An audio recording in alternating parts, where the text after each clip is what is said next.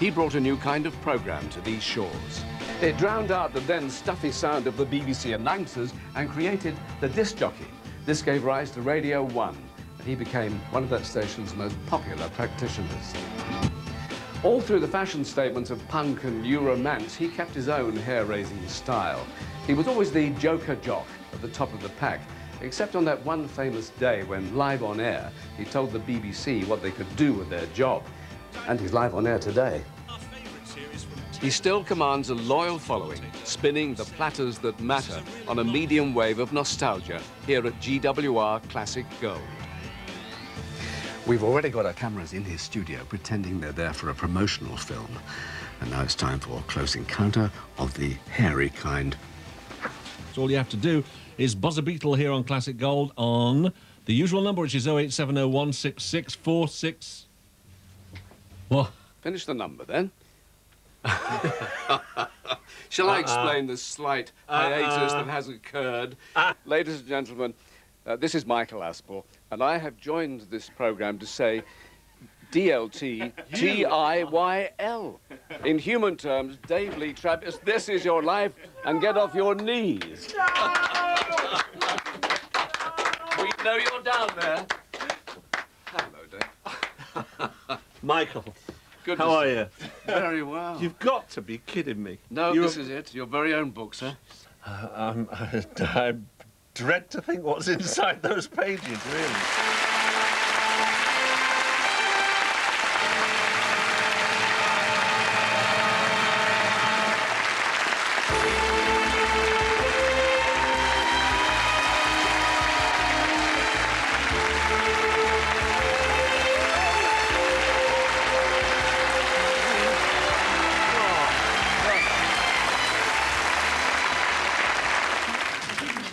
I'm a nervous wreck, Michael. That's all I've got to say, a total nervous wreck.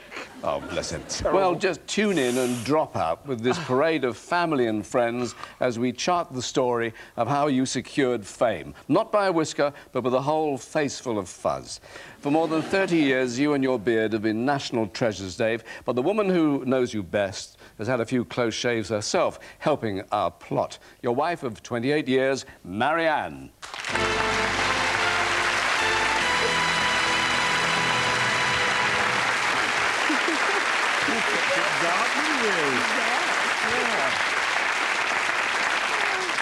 So, Marianne, would you say it's been difficult? Not easy at all, because he sort of comes home at about midday, so I'm not trying to talk to him too much. And, of course, this morning was really awful because he asked where his deodorant was, and I knew I'd already packed it, so I had to waffle my way. That's where it was. Yes. Well, Dave Lee Travis, this is your life, but to millions you are known by other names. You answer to DLT, the Hairy Monster, the Hairy Happening, and from your breakfast show days on Radio 1, the Hairy Cornflake. Your voice is known around the globe thanks to your World Service broadcasts, and you've brightened up many a television show here and across Europe. Let's creak open the album for a blast from your past. This is the heavy, heavy monster sound. One step beyond.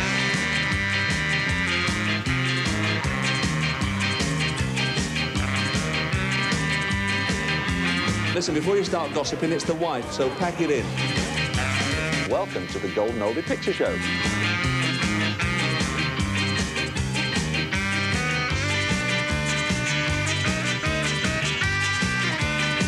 step beyond.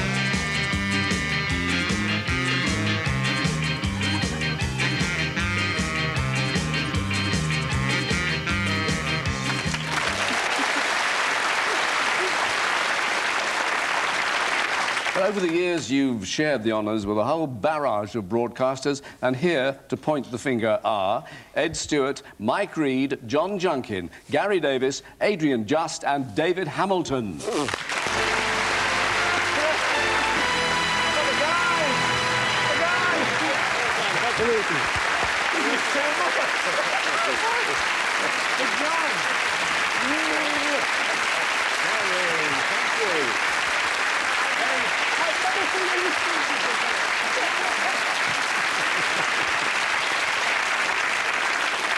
Now, Now, David, you were Diddy David Hamilton when you named this man the hairy monster. I was indeed, Dave. I don't know if you remember, we were doing a Radio 1 club at the Paris Theatre in London, and you were interviewing the beautiful Norwegian actress Julie Edge. Right. And I referred to you as Beauty and the Beast. I said the beautiful Julie Edge and the hairy monster from 200 miles up the M1 I remember motorway. it well. It stuck. And it stuck. Yeah. You were stuck with it. But, Dave, you've been a monster hit, and thanks for all the fun, mate. Well done. Let us rewind to the day you were born, May the 25th, 1945. Oh. 2 weeks after VE Day celebrations marked the end of the Second World War in Europe. You're the only child for Joe and Marion Griffin. Your parents worked behind the scenes in the theatre. Your late father, a Yorkshireman, was a stagehand, and your mother, a Manchester girl, worked in the wardrobe department. They were in London during the war, but your mother wanted to have her child back home in Manchester. But you decided to be born when we'd only got as far as Buxton in Derbyshire. Your mother, Marion.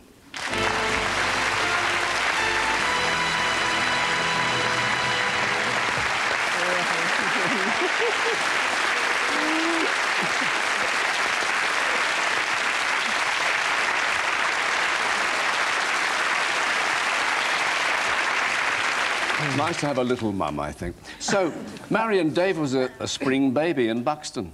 Yes, that's right. We were heading toward Manchester out of London by bus. Anyway, I became sick en route.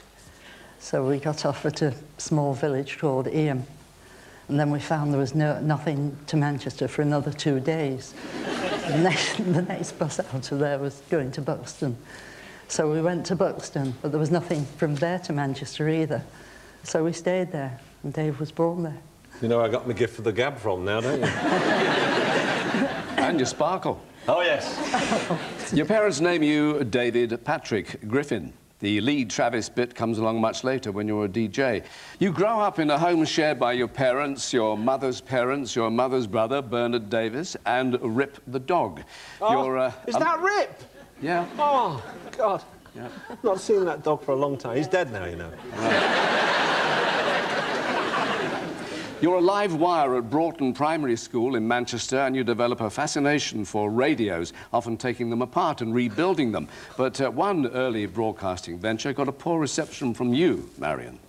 He decided to build a wireless set in the headboard of his bed, and he drilled 2 holes in it to take the knobs. I thought it was I wasn't very pleased. Your Uncle Bernard is like an older brother to you, and he went with you on day trips. Now, Bernard, one outing proved an awfully big adventure for young Dave. Yes, I sat him on the handlebar, on the crossbar of my bike. And the next thing I knew, he was somersaulting through the air. Unfortunately, he broke his collarbone. And Yeah, you put the brake on but didn't tell me. Yeah, I'm sorry. At the age of 11, you win a scholarship to Manchester's Central Grammar School. By the time you're a teenager, you've grown to 6'2". You leave school and you get a job at Kendall Milne's department store, devising displays and floor layouts. Now, like many bright young things in 50s England, you're beguiled by the American way of life you see on cinema screens. You hang out in Manchester's coffee bars and you start to DJ at night in local clubs. But for all that American dreaming, our tour van could not have been more English or impressive. Your fellow dreamer, now head of music at Radio 2, Jeff Mullin. Yay!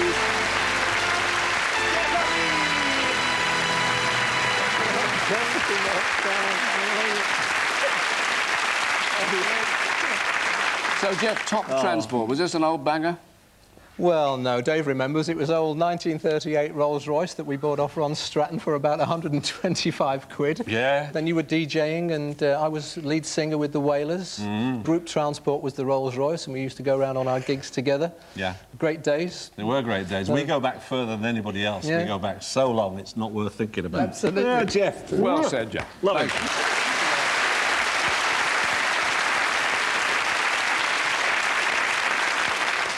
Now, with the stage name Dave Lee Travis, your club shows become increasingly popular, and you work with a Manchester band who are about to make it big. She danced close to me like I hoped she would. She danced to me like I hoped she would. Something tells me I'm into something good. Today, the Hermits' lead singer lives in California, and that's where we're going now to hear from Herman himself, Peter Noon.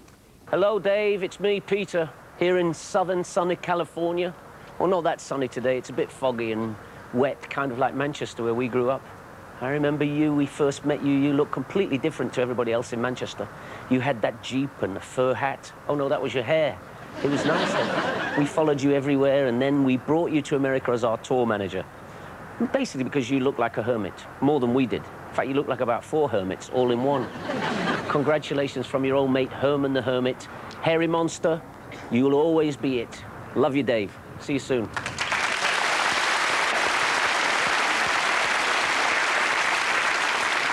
Herman had 4 hermits. Sadly, lead guitarist Lech Leckenby died in 1994. But together again tonight are Keith Hopwood, Carl Green and Barry Whitham.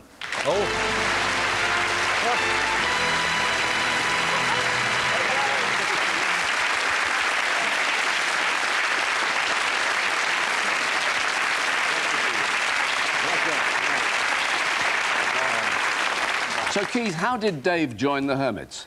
Well, Dave was doing his shows at the Plaza in Manchester, where we used to work a lot. Always completely over the top he was, which I think you can see from this picture of all of us in one of his outrageous cars. Oh, that was the Jeep. Yeah. It was phenomenal, that. Yeah, one of its kind. Carl, he went to America with you, didn't he? Yes, when we had our first hit in the States, it seemed natural that we take Dave with us as a kind of tour manager to look after us, but he didn't manage to keep us out of much trouble, but we had a great time, lots of fun. Larry Dave was a hit in his own right in the States. That's right, it was actually a storm in the States, and he went on to do a couple of radio shows after that tour, and the Americans loved him. Well, why not? You're a star, mate. Oh, well, thank you very much. Yes, excellent, thank you. I like that northern accent on American. I'll see you in a minute.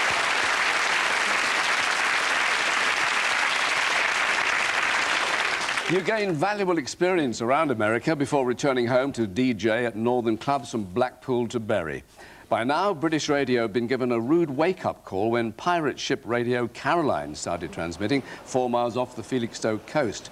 You joined the Radio Caroline South vessel, the Mi Amigo, in September 1965. 35 years on, permission to come aboard. Permission granted. Former shipmates Mark Sloan and Mike Ahern. Good God.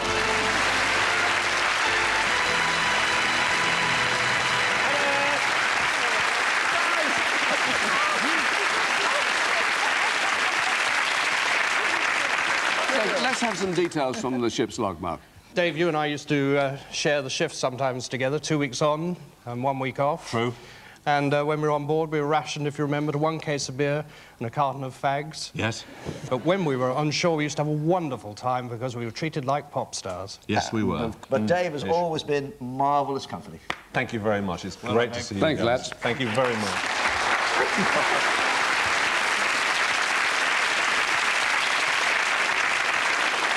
In 1967, you transferred to Caroline's northern ship, the Queen Frederica, off the Isle of Man. But the government finally takes action to outlaw the pirate broadcasters, and you make a typically flamboyant exit just a few hours before the law comes into effect. You go back to touring the clubs. And one night in Manchester, your eye is caught by someone who turns out to be from Sweden. Marianne, was the hairy monster a smooth operator? He tried to be. But I've just landed from Sweden this was the first day I was there. I've gone out with a few friends to a club, and there he was. And he did take me home in this big white hearse of his. It wasn't a hearse. Well, it sort of looked like one anyway. Do you want to argue on national television? Are you starting with me or what? No, it was actually a big old Daimler limousine, which everybody chose to call a hearse. And I have to tell you, that was the first night Marianne was in Great Britain, and that was it. My claws were in, and I never let go, and I'm so pleased I did, because I've had the most wonderful 30-odd years with this woman. However, my mother's another story, because she sold the flaming car when I was in bed one morning. Yes. In the wake of the Summer of Love, the BBC ends its long-serving light programme, and on September the 30th, 1967, Radio 1 is born. You get your big break at the end of the year as host of the fledgling station's Pop North programme, broadcast from Manchester. Soon you transfer to HQ, London's broadcasting house, as a Radio 1 regular. And in June 1971, you proposed to Marianne. It wasn't a long engagement, Marianne. No, it was about 3 days. During those 3 days, we just told friends, if you fancy going to a wedding, come along. And they did. And then I ended up standing in the kitchen making sandwiches for everybody. In a wedding dress? Yes, in a wedding dress. Of course. In 1973, you take over the Radio 1 Tea Time show with It's DLT OK. By now, DJs are as popular as the pop stars they promote. And in 1976, the listening hordes play a guessing game over the identity of 2 new recording artists who just burst onto the music scene with the surprise hit Convoy GB. Oh, this is Super Scouts calling. Anyone out there? Come on. Hello, this is Plastic Chicken, get up. That's come on. What's your load, Plastic Chicken? Well, it would have been quick dry cement, but the rain got it. Very quickly, the newspapers reveal all, and Super Scouse is unmasked as you. Plastic Chicken to Super Scouts. Anybody out there? Come on. You're not letting him loose on this programme. Time for an eyeball with your co-star, Paul Burnett. Come on.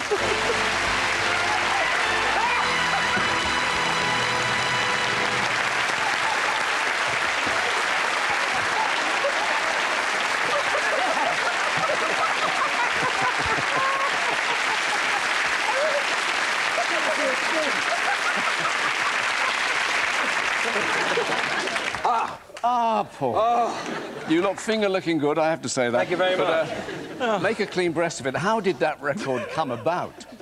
Well, may you ask. Certainly the high spot in my broadcasting career, this. Well, it's never been the same since. No, it was Dave's idea. I want you to know that was Dave's idea. Thanks a lot, pal. There was this record. C.W. McCall, Convoy. Big hit. Not as big as ours. Of course not. And we did this parody, and it was a huge success. Took us all by surprise. Wayne Bickerton over there, don't hide. He produced it. It was a huge success until we did Top of the Pops. Yeah. It got to number 4 on the charts. Everybody said, do Top of the Pops. It'll just give that extra push. So we were up for it. You chose this for me. Thanks. And we did Top of the Pops, and it didn't sell another copy from that day on. But we're taking it back next day asking for refunds. It's true. It was out of the chart a week later. Well, that's show business, isn't it? It's show business, Michael. So rest your McNuggets over there, if you would. Sit over there. Thank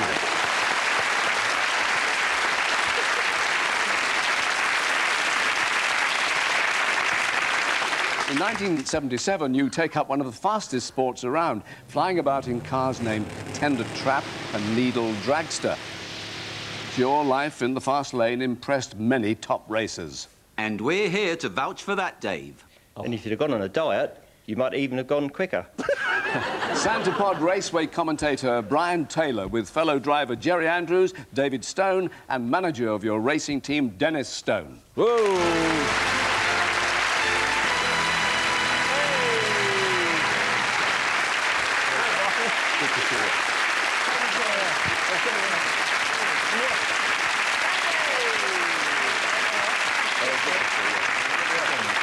Oh, wow. Now, Brian, you've seen the best in drag racing, haven't you? Yes, we're talking about machines here that develop about 2,000 brake horsepower. They can accelerate from 0 to 100 miles an hour in less than a second, and Dave's best ever time was 0 to 226 in 6.6 seconds. And only 3 changes of underwear. And only 3 changes of underwear. He really was a good racer. As a person, I've always found Dave, in vinyl terms, to be a double A-side sort of a guy. He's no flip side to Dave Lee Travis. And as far as drag racers are concerned, he really proved to everyone that he's got the bottle. Well said. Thank you very much. Cheers.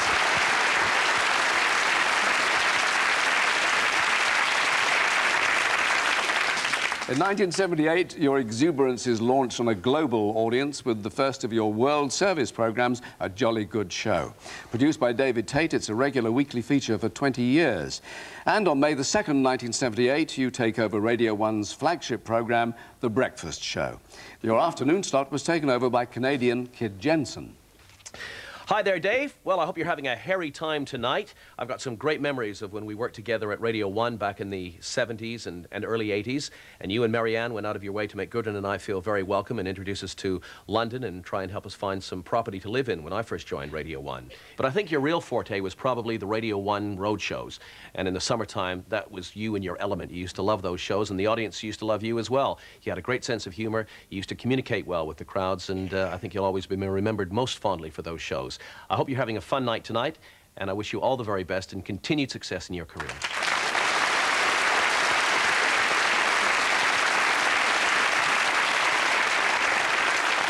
You were also a regular host of television's Top of the Pops. Through all this noise and madness, you've maintained your interest in the art of photography. In 1980, you were pictured yourself when the National Hairdressers Federation names you Head of the Year. In 1982, you're in focus again as Pipe Man of the Year. The next year, you host the BBC series Photo Assignment and take the cover picture for Radio Times. One of the guests talks to our cameras tonight, renowned snapper Patrick Lord Litchfield. Hello, Dave. Congratulations on tonight's tribute. It was a pleasure to work with you and a nice chance to encourage young photographers for the future. It must have been a tricky assignment, that Radio Times cover shot. You only had 40 minutes to put all of us busy people in position, and no mean feat.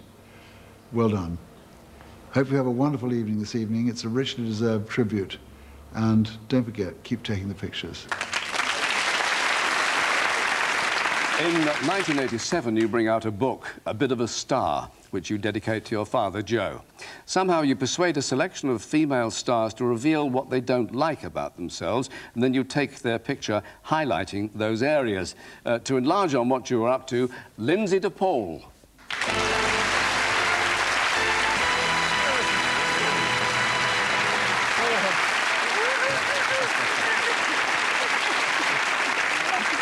Lindsay, we're often mistaken for one another. Yes, we are. Yes, what was he up to? Well, this monster persuaded me. I said to him, look, I could be a little bit taller. So he persuaded me, he said, I know, Lindsay, I'll put you on the rack in the London dungeon.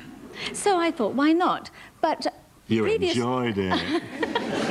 Previous to this picture here, I wasn't actually sitting up. I was lying down with my arms strapped above my head, and you positioned that mannequin. You positioned the mannequin so that it was better for the photo. And I'm like this, all stretched out, and you're behind the camera over there.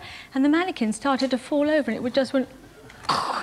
just missed me. Yes, it did. So I nearly went to rack and ruin. You're enough to send a girl to rack and ruin. But I can't... Just congratulations tonight, because it couldn't happen to a more genuine and nicer chap. Oh, love you too. Thank you. Yes, thanks, Lindsay.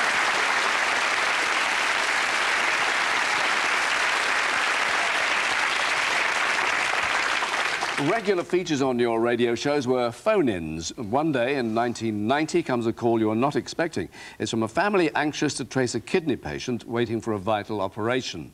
That patient's name was Glyn Jones. 10 years on, we went looking for Glyn Jones, and just a few hours ago, we found him. 12,000 miles away in New Zealand.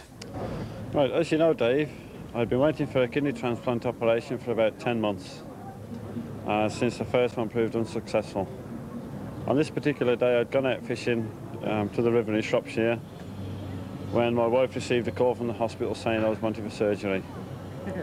As this was the days before radio pages and mobile phones, she was in a bit of a dilemma on how to get in touch.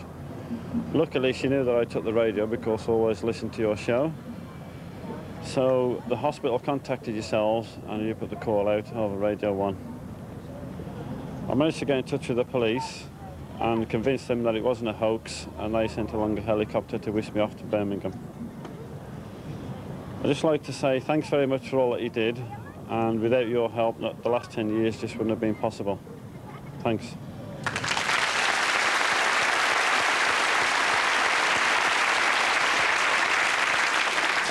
One of your trademarks has always been your hearty laugh, but by the start of the 90s, you don't find much to be cheerful about. New bosses are making changes at the BBC and at Radio 1.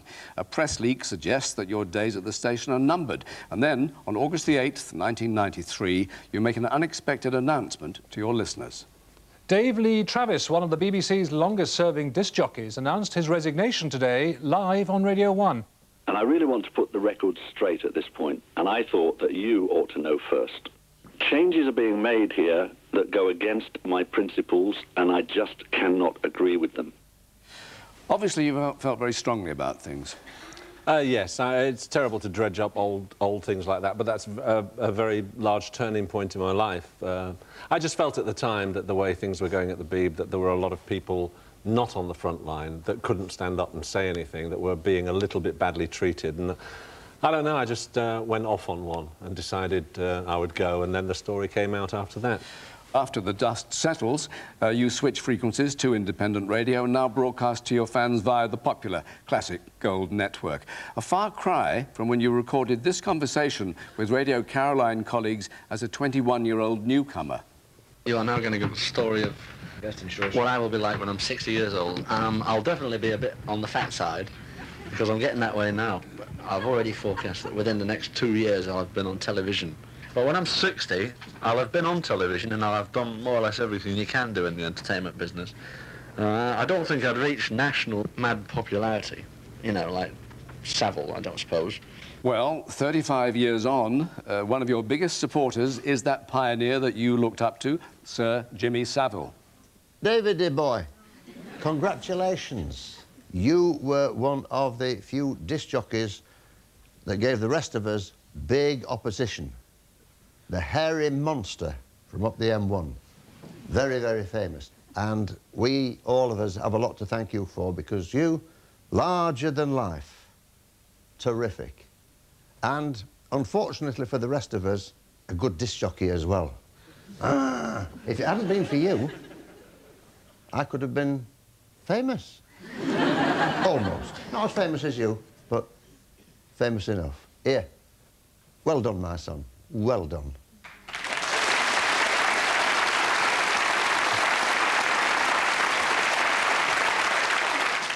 Before we sign off, one more memory of those buccaneering days when radio took to the high seas and your career was launched. One of your shipmates later went home to Canada to make his name as a singer and TV host. Yeah, Dave, how about some finger-snapping, toe-tapping, knee-knocking, thigh-slapping, knuckle-cracking, finger-popping, leg-pulling, wrist-twisting, tongue-tangling, foot-stomping, rock-and-roll music, huh? You know, it makes sense. That's Keith's. Flown in from Toronto, Keith, Hampshire. Is here?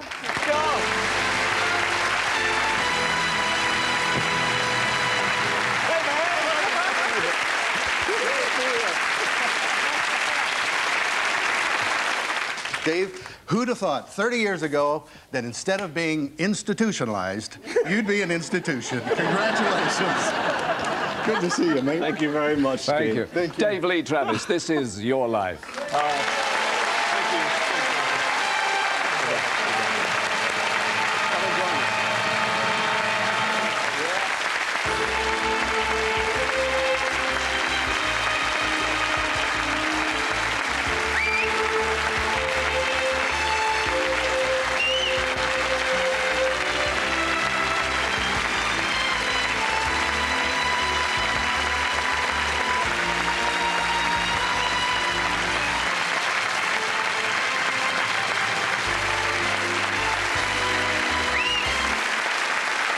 You can drive one away from just 10,000.